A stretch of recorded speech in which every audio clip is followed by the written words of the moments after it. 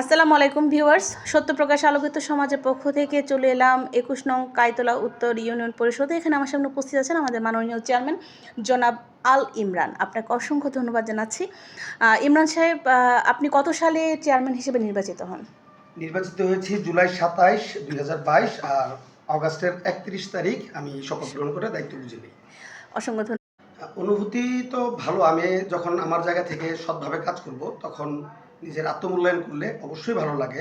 মাদক মুক্ত রাখার জন্য আসলে অনেক সময় অনেকজন বলে যে শুধু প্রশাসন করবে বা মেম্বার চেয়ারম্যান করবে। আমি আমার কাজ কি করছি সেটা এক্সপ্লেন করছি, কিন্তু সমাজের প্রতিটা লোক যার যার জায়গা থেকে সচেতন হতে হবে। বিশেষ করে অভিভাবক যারা, তারা যখন দেখে যে পরিবারের একজন সদস্য মাদকাসক্ত, তারা মান সম্মানের ভয়ে বিষয়টা হাইড করে।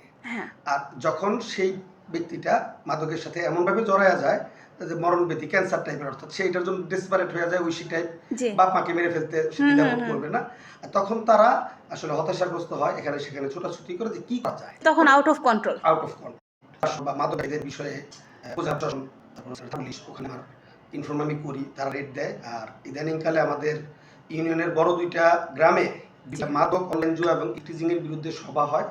এটা রোধ করতে হবে, এগ্রিমেন্ট হয়, তাদের একটা কমিটমেন্ট নেওয়া হয়, তারা নিজেকে সংশোধন করবে।